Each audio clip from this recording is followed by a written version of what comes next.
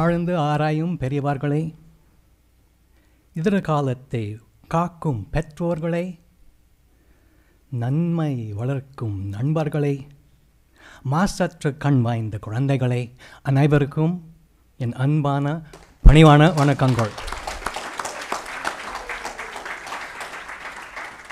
Deep-thinking scholars and elders, parents of all kinds who safeguard the future, friends who help goodness grow, and children who see with unsullied eyes, to all of you my humble and affectionate greetings.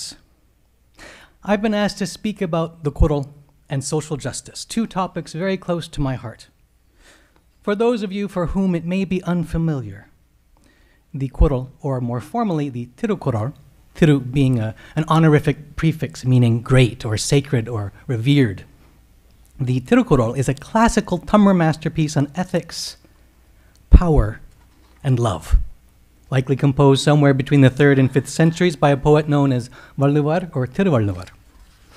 It is a work of world and wisdom literature on par with classics such as the Tao Te Ching or the Analects of Confucius or Plato's Republic. But due to inadequate and wooden translations, the Thirukkural has remained virtually unknown in the English-speaking world. At the urging of my Tamil teacher, the late Dr. Kuve Iramakodi of Madurai, Tamil Nadu in South India, I spent 5 years translating the Thirukkural into English, after more than 15 years of preparing to do so, without knowing I was preparing to do so.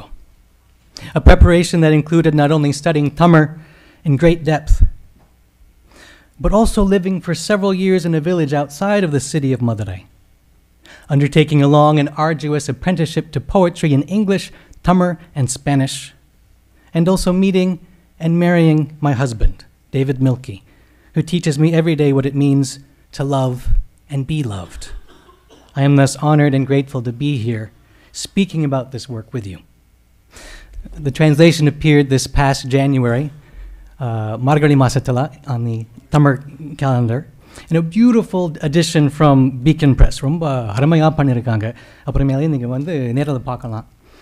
And I've dedicated the year following its appearance to speaking about the Thirukkural with audiences of all kinds, particularly those who may never have heard of this work before. As someone exclaimed to me after a recent talk, this is truly a work for our times.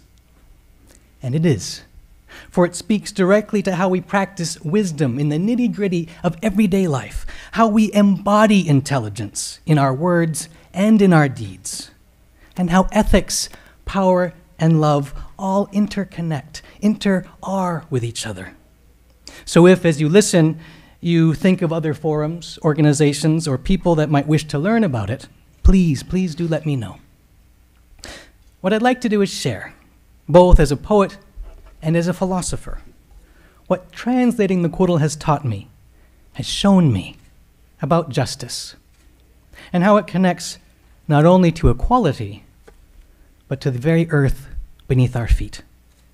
I'll speak assuming that you may know nothing about the Thirukkural, but I'm hoping that those of you who do know the work intimately will also hear something you may never have heard before. In translating the Thirukkural, I've tried to go into the depths, not only of Tamil, but also of English, in order to do justice in English to the simultaneously poetic and philosophical genius of the original. The work consists of 133 chapters, each comprising 10 very short verses or Thirukkurals on some particular aspect of life. There are chapters, for instance, on rain, gratitude, the right time to do something, the right place in which to do something, and the art of listening. These chapters in turn are organized into 3 main sections: ethics at home and beyond, power, wealth, and leadership in community, and the workings of the human heart in loving another person. Each verse both can stand on its own and is part of a larger whole, a larger ecology with which it reverberates, on which it comments, and by which it is commented on. And from beginning to end, this larger whole is absolutely clear that the circumstances into which a person is born, their class or caste or race or community, have nothing to do with the respect they should be accorded. Nothing. What matters instead is how people conduct themselves on earth. For example, early on in the Kurul, in a chapter on conduct, in the section on ethics, Kurul 133 says, "Conduct itself is nobility. A person falls low by losing it." In both English and Tamil, the idea of nobility still to this day is too often equated with being born to a good family, which is to say, being born into privilege. "'Tain't so," says Thirukkural. "Conduct itself is nobility," he declares. "It's not given, but earned. And if you lose it, you cast your own nobility away. That's the only way that a person falls low, or to translate it even more literally, gains a low birth. As the great 11th century commentator on the Kurul, Manikuduvar, puts it, even if one is born into a low community, by one's conduct, one is high. Even if one is born into a high community, by losing conduct, one is low.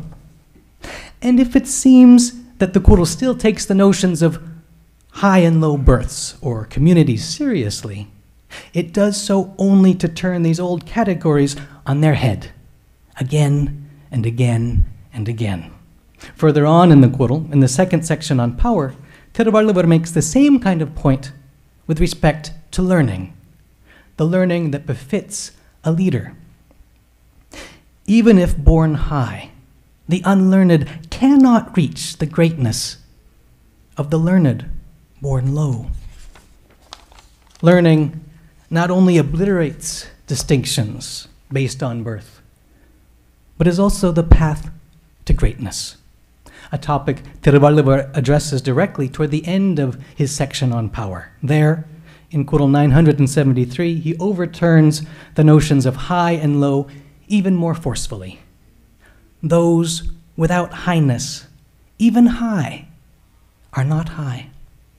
Those without lowness, even low, are not low. Melirundum melalar melalar. Kirundum kilalar kilalavar. Ore adila mudichitar valvar. Those without highness, even high, are not high. Those without lowness, even low, are not low. Step by step, the Kurul takes inherited notions and disentangles them, so that what's left isn't a social system with born winners or losers, whites or blacks, upper castes or outcasts, but highness as such, and lowness as such, and the justice that sees them truly. At its core, this disentangling is the discovery and recovery of our inborn and natural equality. In that same chapter on greatness, Kurul 972 declares that all are equal by birth. Here's the verse. "Birth is common to all. Greatness born of great deeds is not." Birth is common to all, and this all is commonly understood to mean all human beings. But the words themselves say all lives, all living things. In living with the Kurul deeply enough to be able to translate it into English, I've come to see that beneath Thirukkural's conception of justice among human beings is a profound ecological understanding of how everything connects, so that social justice is also ecological justice. By being born into the world, we are one not only with all human beings, but with all living beings. It makes us equal, and it also makes us answerable for how our lives affect all other lives. You'll recall that the second section of the Kurul covers the nature of leadership. In the language of its time, the Kuru speaks of kings. But Thiruvallur's principles apply to leaders of all kinds. The leader that each of us is asked to become in our own spheres and communities.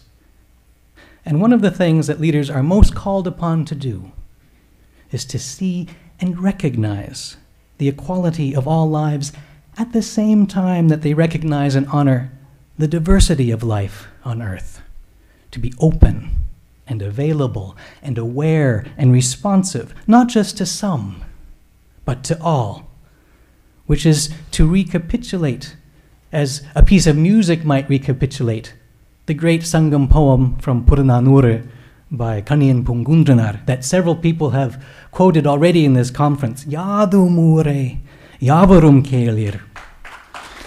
A verse which I translated in the introduction to my translations of Abbayar, which I think there are still a few copies out there. Every place is home. Every person kin. And as the first verse in chapter 100 of the Kurul says, having kindness, from openness to all people, the practice of kindness comes easily. Let me say it again. From openness to all people, the practice of kindness comes easily. Here, the word kindness refers not simply to being helpful or gentle, but also, and far more profoundly, to the deeper and root sense in English of being true to kind, to one's nature, to one's deepest qualities, to one's deepest character, which is the root sense of the word in Tamil as well, panbu, panburimai. As Thiruvallur goes on to say later in that same chapter, this being true to kind, to nature, to quality, connects directly to the continued existence of our world. This is Kurul 996. The world exists because people have kindness. If not, it would plummet into dust. Panburiyar pattundulagam adavindrel manpukkamaivad man. This world exists because people have kindness. If not, it would plummet into dust. And this is not mere poetic hyperbole. It is a clear-eyed recognition from more than 15 centuries ago that our conduct as human beings in a more than human world affects that more than human world. Thiruvallur has woven this understanding throughout his great Kurul, as if even then he were writing for right here, right now, which is what all the great poet philosophers do. For instance, in the Kurul's chapter on not ruling by fear, Thiruvallur observes what has now become obvious to anyone willing to look at the facts. This is Kurul 570. Harsh rule that brings idiots together. Nothing burdens the earth more. By contrast, good rule, good governance offers the possibility not simply of harmony among all people, but of harmony among all living beings and the sources of their lives, as we can see in this verse from the chapter Good Rule, where kings rule as wisdom decrees, where leaders rule as wisdom decrees. Rain and harvest abound. To rule ourselves with wisdom is to conduct ourselves in harmony with the world as it is. It is to recognize what Thiruvallur recognizes at the very beginning of the Kurul, in chapter 2, the glory of rain. No being can be without water. Nothing can flow for anyone without rain. Nirin ramaya dulaganin yaryarkum vanin ramaya dorke. And it is to recognize that good governance and good conduct are involved inextricably in this earthly flowing. In fact, the single most astonishing thing I learned in translating the Kurul is that the word that Thiruvallur uses here for flow, orke, shares the same root as his word for good conduct, orikam.